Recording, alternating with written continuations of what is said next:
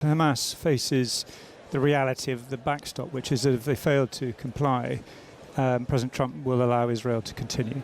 So I think that Hamas has been backed into a corner, and whilst there may be a lot of friction on the route to it, ultimately the plan will happen. First, though, a potentially, and I stress potentially, world-changing event that's happening now. Delegations from Israel, from Hamas, and from the USA are meeting in Egypt to thrash out what America is calling the details of a peace deal in Gaza. Let's talk about that meeting in Sharm el-Sheikh. Benoit Fossat is the Wall Street Journal's Middle East correspondent, and he's live on the line. Welcome to you, Benoit. Hi, thank you for having me. It's great to have you here, Benoit. I want really keen to get your thoughts on these talks in Egypt. But before we come to those, what do you make of the fact, Benoit, that Donald Trump demanded an immediate halt to the Israeli strikes in Gaza, but they continued? I mean, that's a complicated one because obviously Donald Trump already had to manage the liability of, the Israeli strikes in Doha. He managed, sort of to get everyone on the same side, which is, get, Israel to apologize and sort of repair effectively any damage that would have been made for future negotiation and help them restart. But like you say, there's now another liability, which is talks have started in practice while, the strikes continue and the operations continue. I mean, functionally, there is no ceasefire. There is a negotiation towards a ceasefire, but until the hostages are released, for Netanyahu, as far as he's concerned, we're still in the phase to discuss a ceasefire and the terms of that ceasefire, not in the moment where the fighting would stop. Okay, now just a word about the talks then. To talk about, I spoke about the potential for a peace deal for good reason. And when you hear the White House talking about ironing out details, Benoit, that rather glosses over the many ways these talks could still founder. Absolutely. I mean, we really in negotiations, we have a proposal. Every side has effectively said we're ready to discuss it. But I mean, look at the blanks, for instance, what would happen to Hamas light weapons, for instance? That's not agreed at all. That's a key fundamental point. Hamas has not agreed to disarm so far, and Israel doesn't see an end to the war if Hamas doesn't disarm. Who are we going to release, especially on the Palestinian side? If they release Maran Barghouti, with this prisoner, who is not Hamas, but is a kind of either a background as a militant, there could be, that's a big decision for Israel to make because that's potentially the next Palestinian leader. And then finally, one thing that Hamas complained to me was not mentioned explicitly in their eyes is a Palestinian state. I mean, that's the very reason why all of these conflicts started. That's completely unresolved. Yes. Yeah.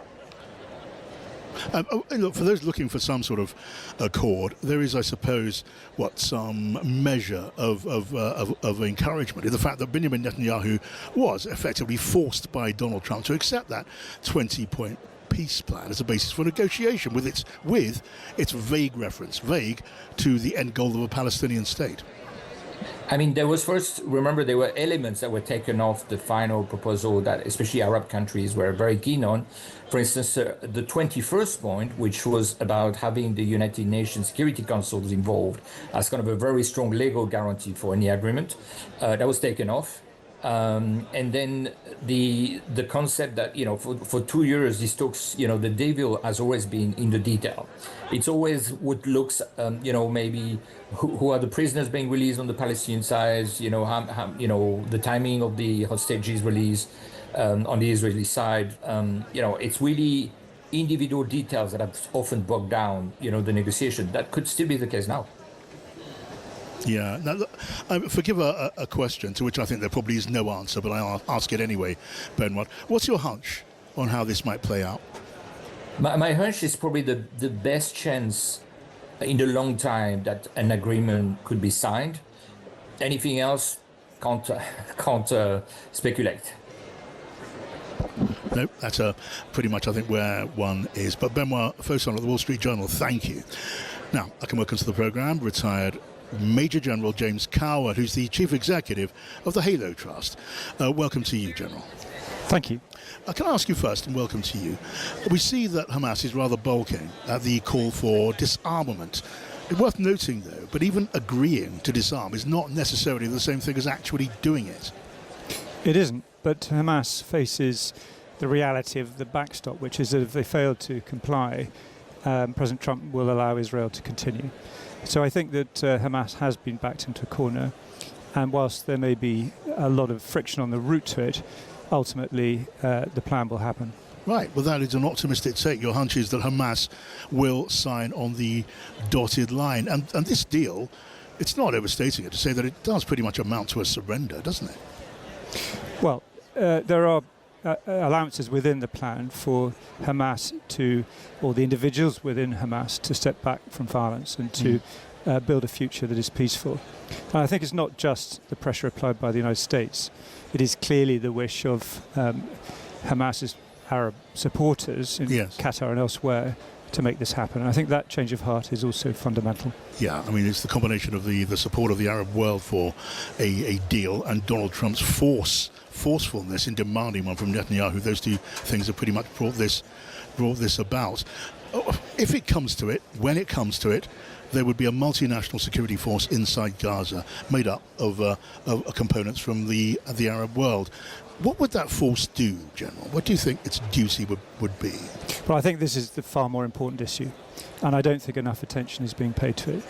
I mean, it's ironic that Tony Blair, who played such a central part of the war in Iraq, and I was there in Iraq in those early years, and the attention paid to the plan, the post-war plan, wasn't enough. And we're now faced by a similar situation, and the sheer scale of what's required is truly intimidating. Yes. To get aid in, to get food in, to get medicine in, to help children, to rebuild schools, to clear rubble. My own charity disposes of bombs. The whole strip is covered in unexploded ordnance, both from the Israelis and from the tunnel system. The whole weapon removal program, the disarmament, demobilization and reintegration plans inherent within the 20-point plan. These are things that are truly huge, each in their own right. And that plan needs to be brought together very, very quickly. A plan is just a piece of paper unless it's properly resourced. And I don't see any of that detail yet. So that's not to say this isn't worthwhile. I applaud President Trump and I applaud ex-Prime Minister Tony Blair for this. I think they've shown political courage. Yeah. But there needs to be that detailed planning now to make this possible. Yes, and I don't want to seem too gloomy before a ceasefire is even really kicked in. But it's a fact, isn't it, that as and when a ceasefire comes around, it's all too possible for militants on either side of the line to break that ceasefire, however much it might be dissociated from or denied by leaders. That's right, and therefore this force, when it comes into being, needs some muscle to it. It needs to be able to impose itself and ensure that if there are any breakages in the ceasefire, that they are dealt with. It's not just Hamas.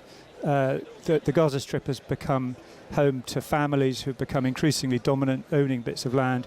It's a true Lord of the Flies situation in which it isn't just the remnants of Hamas that must be dealt with, but we must also make sure that those families and their structures, that mafia-style structure, is forced into a more peaceful future. Okay, and while you're with us, John, I don't know how far you had time to reflect on this, but reports now that are in Ukraine, in the war in Ukraine, that Cuban troops may be fighting alongside Russians in some numbers, that they'd be also alongside the North Koreans that we know are there now. How worrying is that?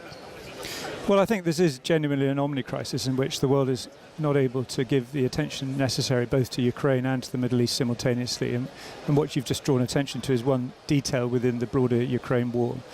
I run a charity. My purpose is humanitarian. I have 1,600 people in Ukraine clearing landmines, trying to help that country clear the bit of its economy that brings it the most revenue, namely agriculture. And that's my job. I'm not there to reflect on the course of the war particularly, but what I do know, having been a soldier and a humanitarian, is that it is a little like what Frederick the Great said, that ultimately diplomacy without arms is like music without instruments. And unless there is power alongside diplomacy, neither the war in Ukraine nor the war in the Middle East will be brought to a successful conclusion. And we in Europe need to recognise that we have to buy the muscle necessary to bring these wars to an end. All right.